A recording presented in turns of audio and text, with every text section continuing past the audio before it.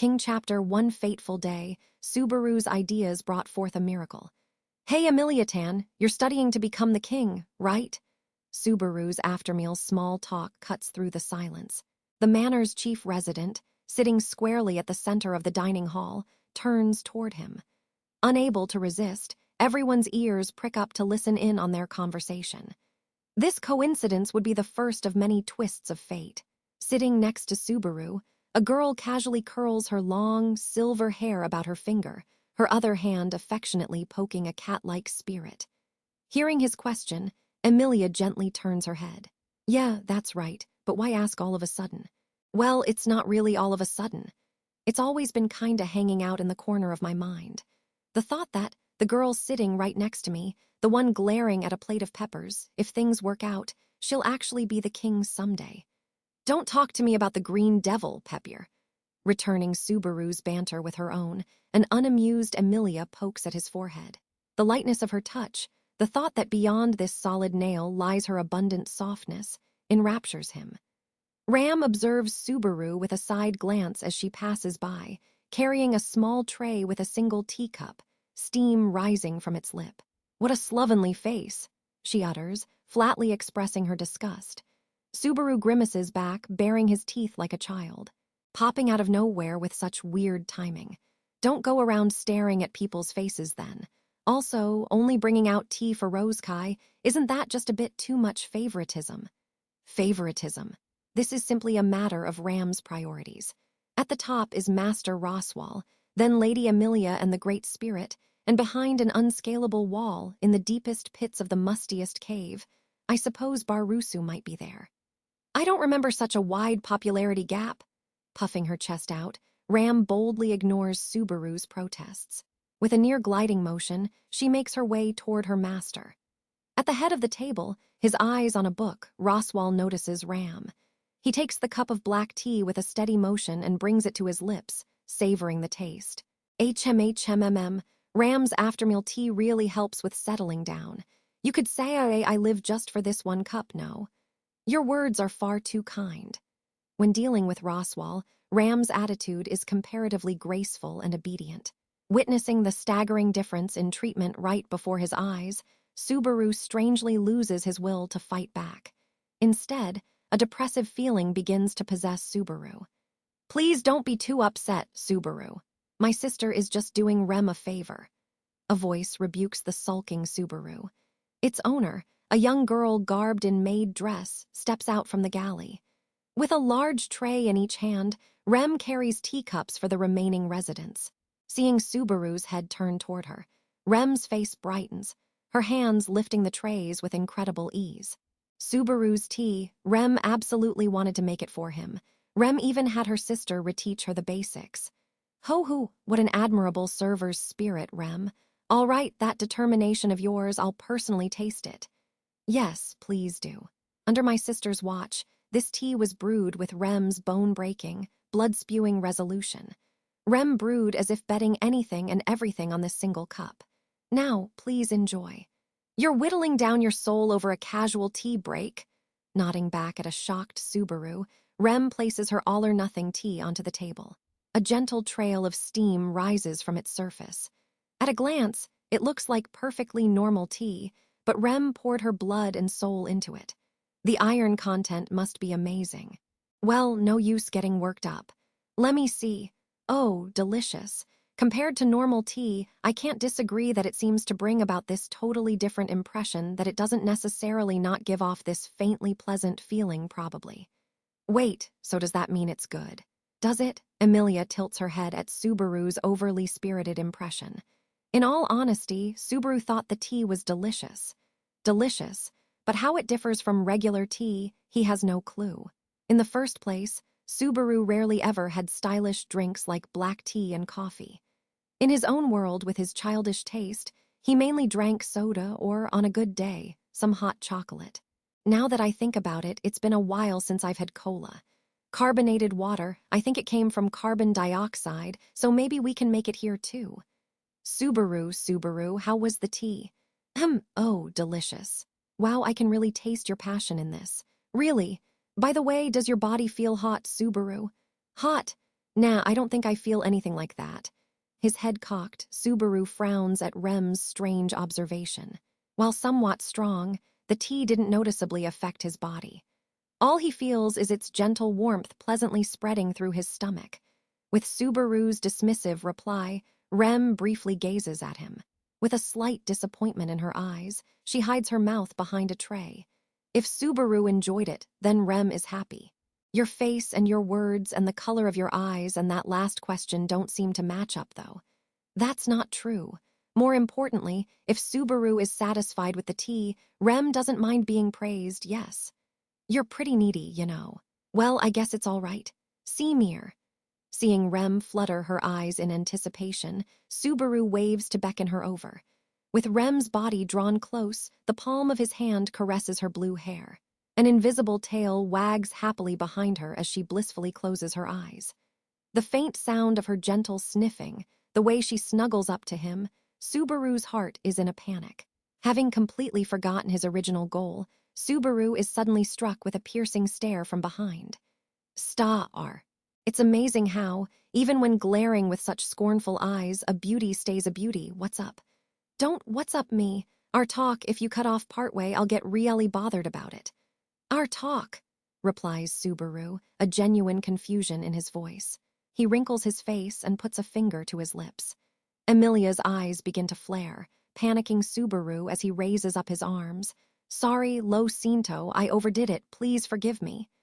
I'll forgive you, and I'll even hear you out, so just say what's on your mind. Come on, 1-2. Emilia's waving hands urging him on, a clueless Subaru smiles bitterly as he scratches his head. At the brink of death, he suddenly mutters an ah. Emilia-tan, you're aiming to become the king, right? That question, I'm pretty sure you asked me something like that already. The root splits here. Anyway, to become a king, you obviously need to be very skilled. But don't you think preparedness is just as important? Preparedness? Emilia mutters back with a rather shocked face, her eyes blinking at Subaru's statement. Most likely, she thought his idea would be completely unrelated. While Subaru would have liked to meet her expectations, he thought her surprised face wasn't bad either. Luckily, after the initial shock, a look of agreement appears in her eyes, as if to say, you've got a point. Seeing this, Subaru snaps his fingers with a boastful right.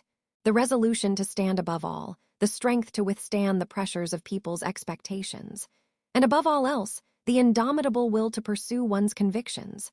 To call yourself a king, one must wield these essential traits. Clenching his fist tightly, Subaru stands to deliver a loud and impassioned speech. Naturally, the stares of everyone converge on him.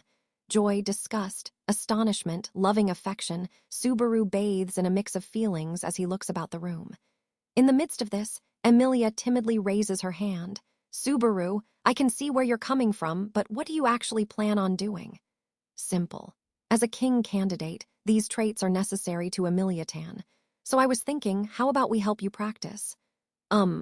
He brings his face in close and snaps his fingers. Emilia, unable to follow along, blinks in confusion. Snickering at her puzzlement, Subaru decides to push through with spirit alone. With a wicked smile, Subaru boldly stamps his foot on a chair, raising himself up. From his new height, he looks about the room, his finger pointed straight to the heavens as he pulls his signature pose.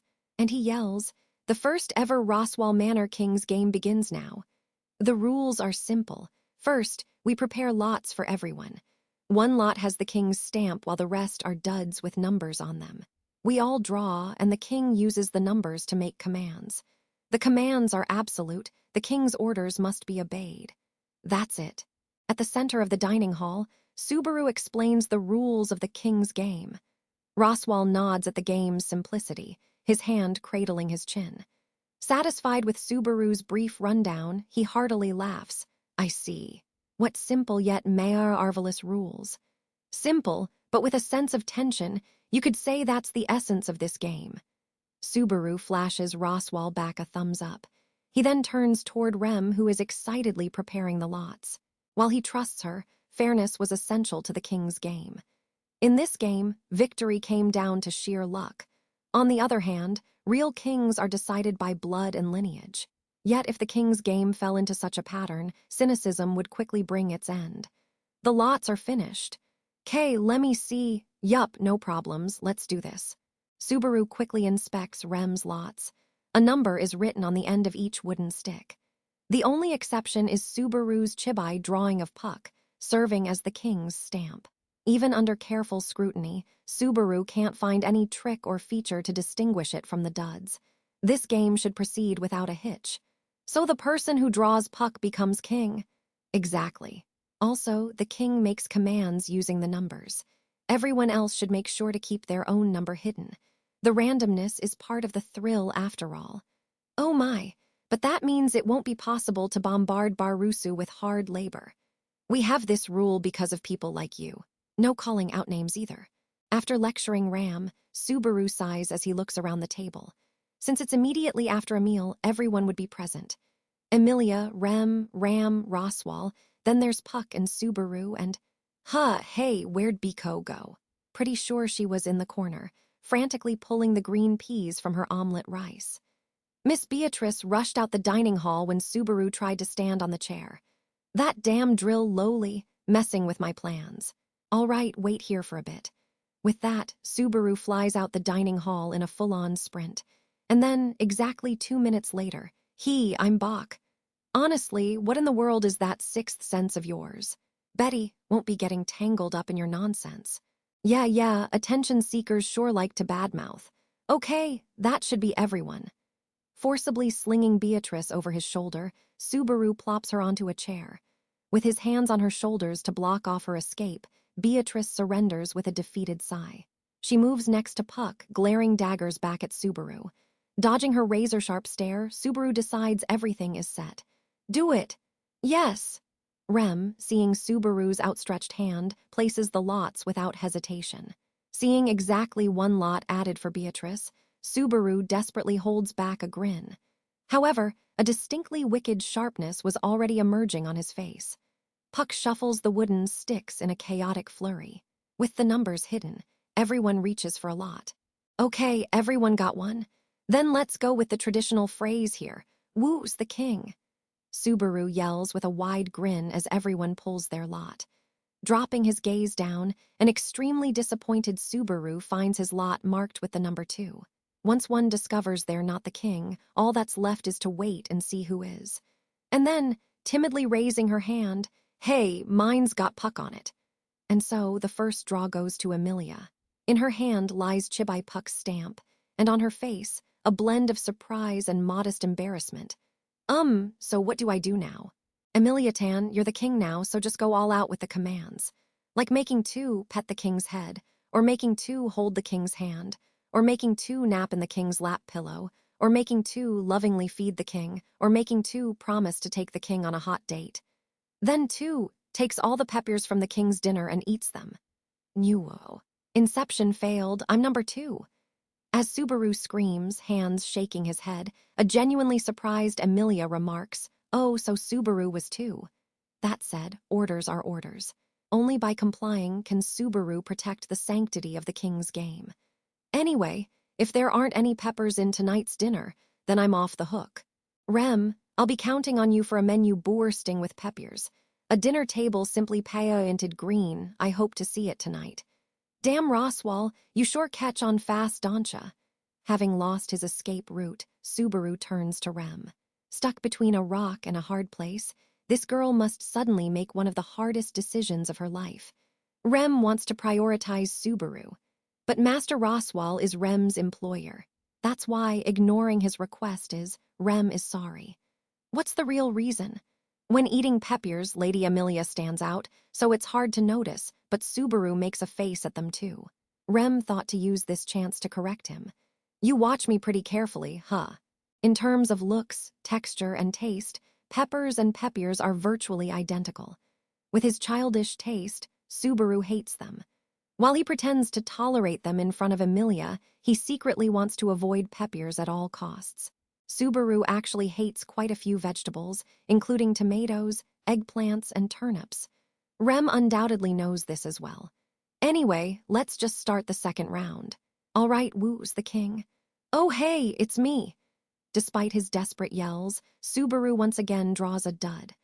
Following Amelia, the next bearer of fortune is the gray-furred cat spirit. Puck uses both hands to carry a lot as large as him, tilting his head to the side. Calling out names is against the rules, right? Then, how about 5, finger flicks one's forehead or something like that? Ooh, calling out 2 numbers at once. Puck, you're not an amateur, are you? Can this game even have pros and amateurs? Anyway, who's 5 and 1? As Puck's black eyes restlessly search the room, 2 raised lots meet his sight. Ram holds a lot with 5, marked on its end, while a 1 is marked on Amelia's. This means Ram must flick Lady Amelia's forehead. Oh my, how disrespectful, how irreverent.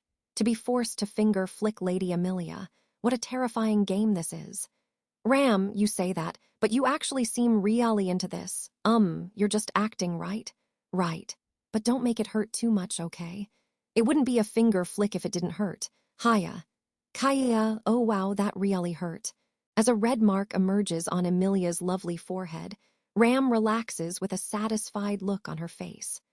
While Amelia looks about ready to cry, such light-hearted shenanigans are the very essence of the king's game. Considering the rules and spirit of the game, Ram's attitude was actually more appropriate. From here on, nobody should target Ram for revenge. Don't try to get back at each other either. Okay, let's start round 3. Woo's the king. With this game's chaotic, random nature, a person could never have the chance to order or be ordered. The desire to avoid leaving anyone out, as the organizer of this game, Subaru holds this modest thought in his heart. Destiny, DRAAW. But with the king's lot in hand, Subaru no longer cares for such a petty cause. Fists clenched as he makes a guts pose, Subaru chants, "Yes, yes, yes," thanking the dragon. Are you really that happy? You've only become king once, though. Playing the king's game without achieving kinghood is pointless, Emiliatan. All right, let's do this. Then again, suddenly going full throttle and ruining the atmosphere wouldn't be good. Yeah, no good. While he sounds unambitious, it's often said that impatient beggars don't prosper. The best strategy, Subaru decides, is to calm down and take his time. First, he should focus on crafty opening moves to bolster his endgame. Eventually, after lulling everyone into a false sense of security, when their guard is at its lowest, a decisive strike. Number 3, take off just your underwear. Huh! A decisive strike. Catching a glimpse of Amelia, Subaru's patience suddenly runs thin. As the command escapes his mouth, the air seems to freeze dry, everyone's dumbfounded stares on his face. However, once made, a command cannot be taken back. As the others stare on in disbelief, wondering if they misheard him, Subaru nods back affirmatively. Number 3 takes off their underwear. Hurry. Wait, what? You can make commands like that. Of course you can. Aren't the king's orders absolute? If the king told you to die for him, then isn't it an underling's duty to follow that order and stake their very life? Even if just for now, aren't I the king and everyone here my underling? Then if I say strip, then you must strip. So strip. Pounding the table, Subaru begins his fevered tirade. Amelia opens and closes her mouth, speechless, while to her side, Roswal bursts into laughter. Ram stares at Subaru with the deepest, harshest disdain. Nobody notices the glint in Rem's eyes as she looks down to check her lot.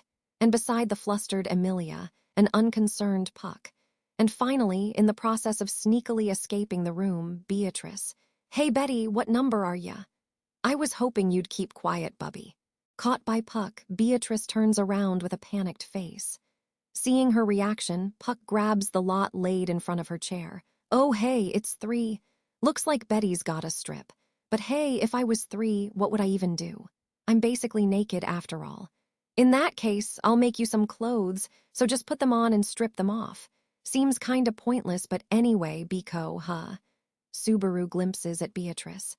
She stands near the dining hall entrance, her noble face turned bright red, her small hands clenched and quivering. God, read the atmosphere a little. You're the last person who deserves to say that. What kind of ridiculous command are you spewing? Why would Betty even bother obeying such an order? Oh, I see. So you're just going to callously ignore the game's biggest rule. I get it. WH, what's with that scornful tone of yours?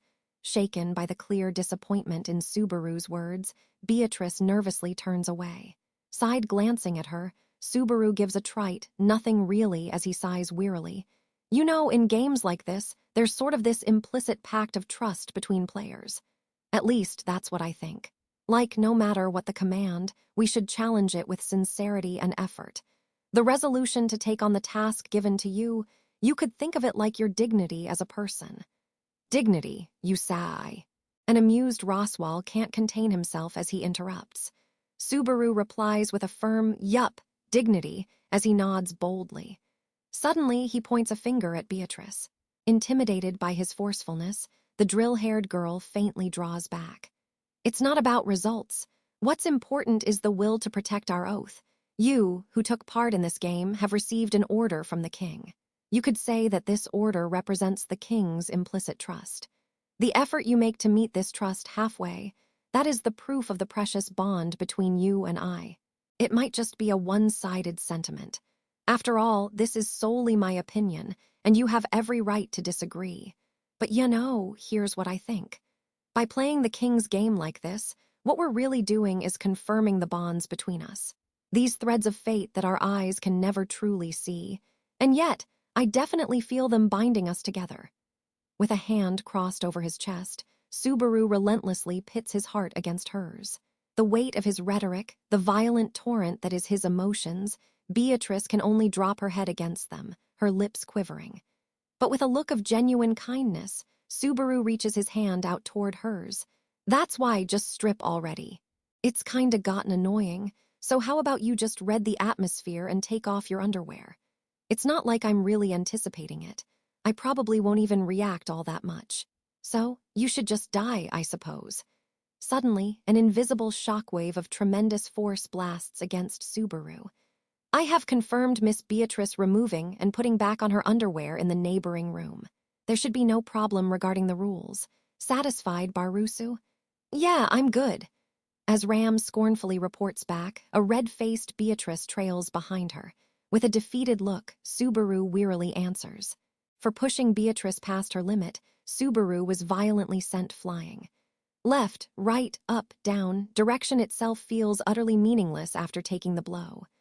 As his eyes spin in their sockets, Rem gallantly rushes over to tend to him. Are you all right, Subaru? It's still too early to be moving about. If Subaru wants, he can lie on Rem's lap, yes. A situation even a king would envy. And during the king's game, no less. Really tempting, but the game must go on.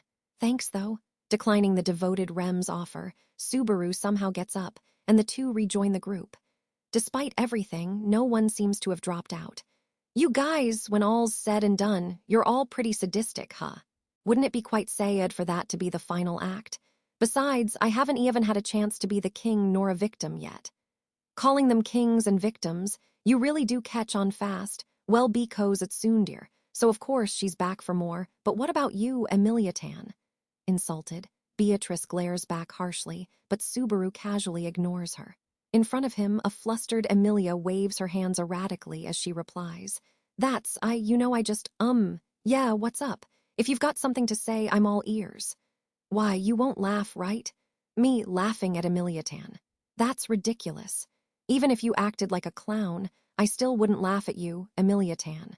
Though Beatrice continues to glare hatefully, Subaru pays her no mind, a refreshing expression on his face. Emilia seems to be internally debating. In her head, a small council agrees to trust him as she makes a little nod. I've never really done this before. Playing together with so many people, it was really fun, and if we stopped here, I feel like it'd be a waste. What the heck? This kid's so cute. Subaru can't resist as Emilia, cheeks flushed red, bashfully explains herself. Feeling teased, she puffs her cheeks. See, you always poke fun at me like that. This is really embarrassing, you know. No, it's not like I'm poking fun, damn. Am I going to die explaining myself like this? Please forgive me. Subaru falls to Emilia's overwhelming strength. The others gaze at her gently, empathetically. While they now feel willing to continue, the harsh glares piercing Subaru still seem to linger. That said, with Emilia's feelings in mind, the game starts anew. Woo's the king! Grabbing their lots, everyone hastily drops their gaze. A lot marked 4 lies in Subaru's hand. While somewhat frustrated, he decides that consecutive kinghoods would dullin the game. Thinking this, and yet still treading his feet angrily, even after Amelia's innocent remarks, is the man named Natsuki Subaru. Next to Subaru, hoisting up the lot marked with Chibai Puck, is Rem. While she bears her usual cool demeanor, her eyes are fiery and bright. Rem is the king, His Majesty the king. Rem did it, Subaru. Rem became king. Well, I'm happy for you, but you're way too excited. We gotta keep dishing out orders so everyone gets a turn. Well, Your Majesty, what is your command? Oh yes, that's right. How careless of Rem. Rem's furiously wagging tail droops for a moment, but she just as quickly brightens up again. Then, gazing intensely at Subaru. Well then, Suba number 1, please hug the king in a loving embrace, yes. It's super obvious who you're targeting here. And sorry to break it to you, but I'm not number 1. Subaru flashes his lot, and a shocked Rem falls to her feet. From her morbid expression, you would think the world was ending. While rare to see such great despair in the king's game, Subaru, recalling her target, feels uneasy. In any case, whoever is number 1 must now hug Rem. Rem, come here. Sister! Rem raises her head to see her sister raising the lot marked 1. With a small dash, she jumps into her ram's open arms.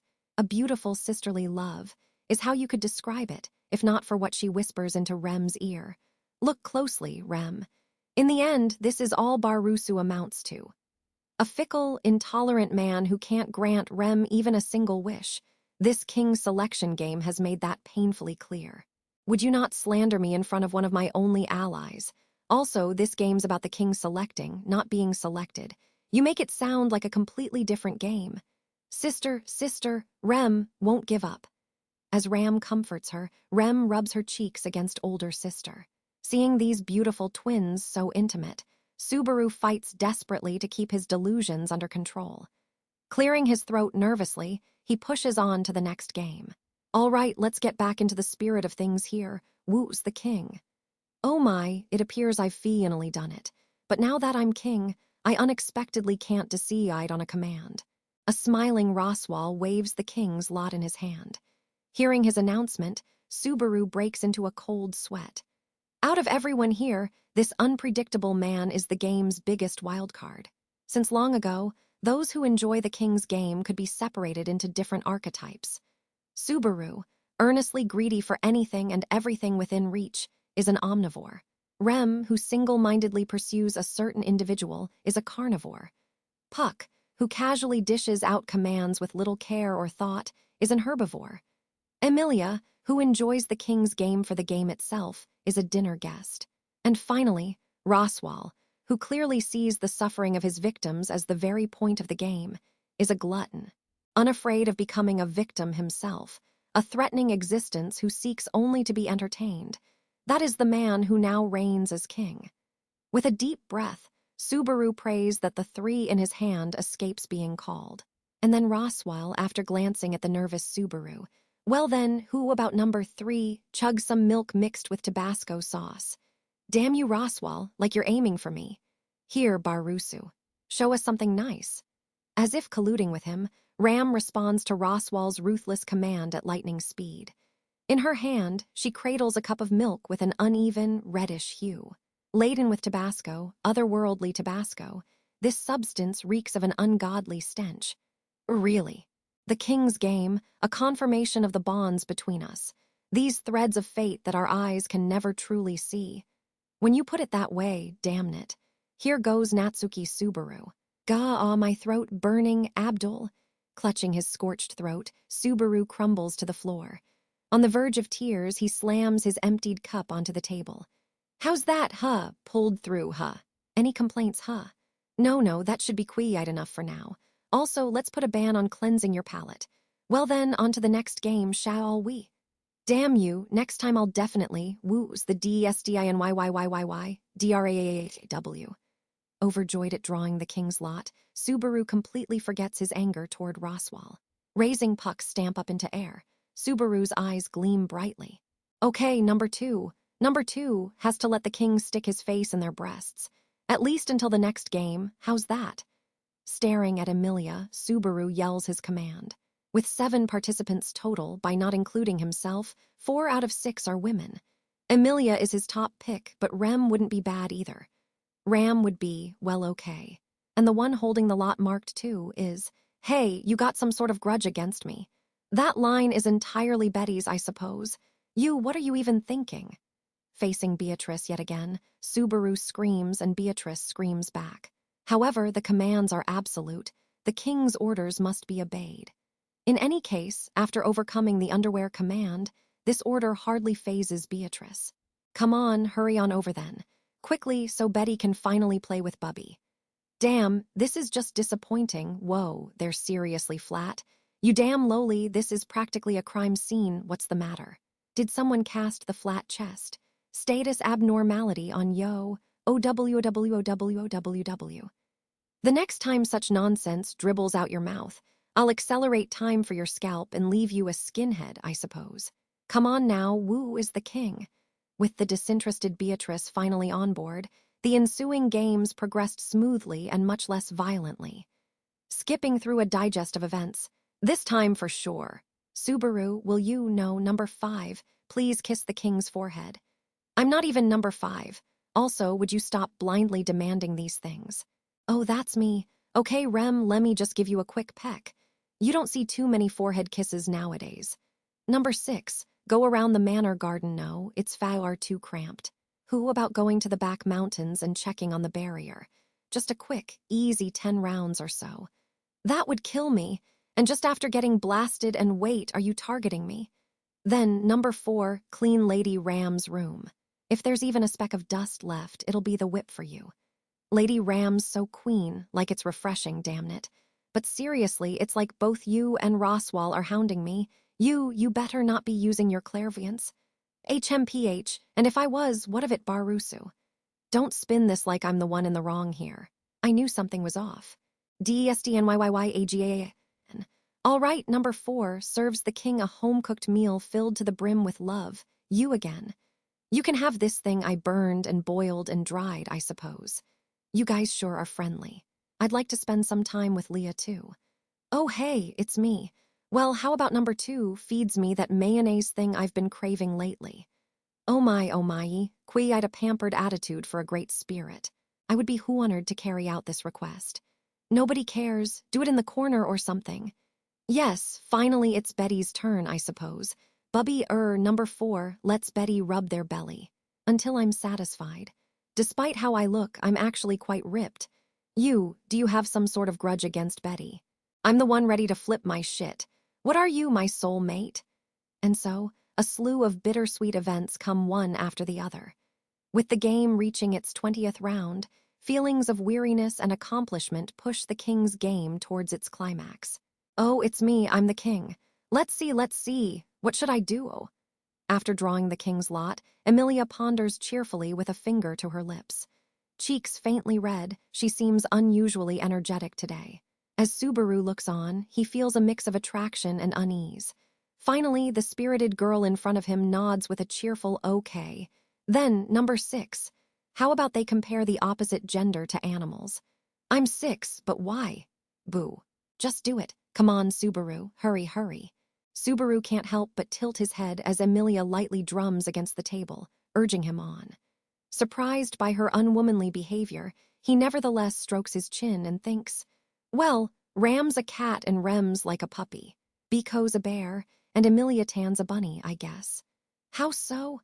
I was thinking what kind of animal cosplay would suit everyone. Cat ears for the fickle, moody Ram, and dog ears for the gentle, obedient Rem. Emilia Tan is kind of lonely and cute, so she gets bunny ears. And well, Biko sounds kinda like bear, so she can have bear ears, I guess. Compared to the rest, Betty's reasoning sounded very lacking, I suppose. Who would worry so seriously about this, huh? Emilia Tan, what are you? With a goofy smile emerging on her face, Emilia raises her hands up. Waving them around, she giggles with a cute, fine detail isn't really my specialty, but who's this? How's what? Ooh. The brilliant light emanating from her hands begins to fade. And what suddenly appears on top of Emilia's silvery hair is a transparent bunny ear headband. With a glance, Subaru recognizes it as her ice. He marvels at how perfectly this bunny-eared heroine matches the charming image in his head. It's quite cold. Is this what Subaru was imagining? Honestly, I can't agree with this. Alongside the bunny-eared Emilia, as if playing out Subaru's delusions, the other girls don their respective animal ears. Sharp, pointed cat ears exhibit Ram's wild boldness, while Rem's drooping puppy ears show off her piddling yet lovable nature. The round bare ears on Beatrice probably reflect her sweet side, or something to that effect. Overwhelmed by this beautiful scene, Subaru falls to his knees as if in prayer. If only my phone battery didn't die, all the pictures I could have taken. At least let me burn this scene into my mind now. On to the other matter. As Subaru burns the girl's brilliance into his eyes, he can't help but worry about Emilia's transformation. Such a marvelous command. It wouldn't be an exaggeration to say it was the game's crowning achievement. But for Emilia, this should be far beyond her limits. If anything, she was the type to aggressively prevent scenes like this. Subaru. What's up, Rem? Seeing Rem beckoning him over, Subaru lends her an ear. With the dog ears on her head, she cutely tilts her head. Is Rem cute? If Subaru wants, he can pet Rem's head and spoil her. Yeah, really cute, but right now, my favorite Rem is the one who explains what's going on. Is that so? How disappointing. But Rem still wants to be praised, so she'll explain. Lady Amelia's strange behavior is probably due to the effects of the fennel fruit. Fennel fruit? At Subaru's question, Rem nods with a trite yes. Reaching into the pocket of her maid dress, she picks out a small berry. This is the fennel fruit. By grinding it into a powder and ingesting it, suddenly, one becomes completely honest with themselves. Quite surprising, yes. I see, yeah, surprising. So then, how did Emiliatan ingest this thing? Probably, when Rem tried to give Subaru some fennel fruit-laced tea, she made a mistake and gave it to Lady Amelia instead. Ah, Subaru, don't rub my head so hard, it hurts. Bad kids need to be punished. Wait, so that's what you were asking about? Subaru finally realized the reason she asked him, if his body felt hot. By mistake, the medicine meant for Subaru went to Emilia instead, and she became cheerful like this as a result. But that would mean, if it's supposed to make you honest, doesn't that mean Emiliatan's actually pretty childish? Boo, you two are always so close, nuo fire. As Subaru's fists rub fiercely against Rem's head, the now childish Emilia boos, shaking in protest. Sulking, she turns her head away. Just when I thought you were treating me nicely. I always bringing my hopes up like this, Meanie. Meanie, me, ah, nee. She's getting seriously upset for some reason. What do I do? Childishly throwing a tantrum, Emilia recklessly rocks the table back and forth. At a loss for what to do, Subaru begs for help, but, well, Barusu, since this situation is Barusu's fault, we'll leave you to take care of it. That sounds good, I suppose. Bubby, come here and drink some tea with Betty. Leah's pretty cute like this, but it's probably safer to keep my distance. So, we'll leave it to you, Subaru. Well then, I have quite a bit of paperwork to attend to. I'll be heading back to my office now. You traitors, I'll never trust you guys again. With the residents abandoning him one after the other, besides Subaru, only Emilia and Rem are left. With just 3 people, continuing the king's game is no longer possible. Can't be helped. Let's call it quits here. More importantly, what should we do about Emiliatan? No stopping. Don't wanna. Let's keep playing. Let's play. Rather than becoming honest, this looks more like age regression. If being honest means becoming a spoiled kid, it's kind of sombering. Stubbornly shaking her head, Emilia desperately tries to continue the game. Subaru reaches out his hand to calm her, but in her state, she absolutely won't listen to reason. Eventually, ignoring the baffled Subaru, Emilia grabs for one of the lots. Okay, it's me, I'm the king. Number one. Number one has to obey the king. Emiliatan, you can't play the king's game by yourself. Rem drew 2, so that logically makes Subaru number 1. Rem. An unexpected betrayal, Rem listlessly waves the lot marked 2 with her hand. Bringing it to her lips, she quietly whispers, just for now over to Subaru. Lady Emilia, I am at your command. Heeding the king's orders is an underling's duty after all. Okay, so, number 1 has to, Subaru has to. Please go easy on me, though. My legs are buckling from all that running, and my throat still burns a bit from the Tabasco, and that home-cooked meal was just awful. But despite his fears, Subaru presses on. With Emilia like this, he decides to take on whatever may come, though he'd prefer not to stress his body or deal with crippling aftereffects. Could you pet my head? Huh! At her unexpected request, Subaru accidentally raises his voice. When he opens his eyes, Emilia is staring back at him. My head, will you pet it? Do it like how you pet Rem, gently. Huh, wait, that's all you want. Come on, hurry, who are Rai? Emilia's feet flail wildly. Pushed by her childishness, Subaru takes to her side and reaches for her long, silvery hair. Is this okay? A little softer. Yeah, like that. As Subaru pets her head, he feels the delicate sensation of Emilia's smooth, silvery hair sifting between his fingers. Reminding himself it's just a command, he somehow manages to keep his nervous hand from shaking. Like this, Subaru closes the gap between them, his heart beating furiously as he caresses her soft hair. Despite making such indecent commands, in the end, he was actually quite a timid boy. And then, Emilia-tan. Realizing Emilia had gone quiet, Subaru turns to find her sleeping peacefully, her upper body slumped carelessly over the table. On her tranquil sleeping face, he spies a hint of satisfaction. It appears she's fallen asleep. The fennel fruit has a strong drowsiness effect, after all. I'm not even going to ask what you plan to do after making me honest and putting me to sleep.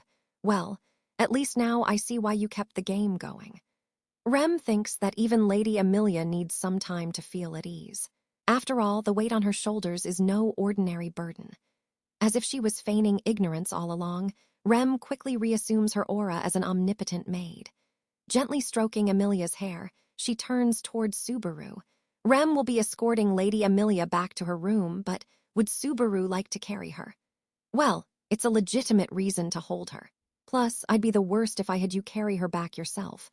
Do I even have an option? With a strained laugh, he quietly takes Emilia into his arms. Being even lighter than she looks, her daintiness surprises Subaru. He suddenly remembers to head upstairs, toward Emilia's room. You know, it's nice to relax like this once in a while. It was pretty fun too. Yes, it'd be nice to play again sometime, though the cleanup will be tough. Opening the dining hall door, Rem leads while Subaru, carrying Emilia, follows from behind. Cocking his head at Rem's words, Subaru turns around. Behind them lies a disastrous scene, vestiges of the proud dining hall that once stood there. After this, he and Rem will have to combine their utmost powers to straighten up whatever remains. After all, Rams certainly won't help them. I wonder if these dog ears'll ever melt. How long are you gonna keep them on anyway? Its composition doesn't seem to be the kind that melts. If Subaru wishes, Rem doesn't mind wearing them forever. They're cute, but not something to wear every day. How about letting me see them again the next time we play? Yes. Let's do that then. It's a promise. Seeing Rem's blissful smile, Subaru can't help but smile back. In his arms, Emilia stirs slightly, a peaceful expression on her face. It was as if their own smiles somehow put her at ease, a truly heartwarming scene. This story takes place a mere 5 days before Subaru and Emilia separate at the capital. Subaru, Emilia, and even Rem. Not one of them could anticipate the harrowing future before them. But if only one thing could be said for their uncertain future, they failed to keep the promise. The 7 residents of the Roswell Manor being together and enjoying the king's game would never happen again.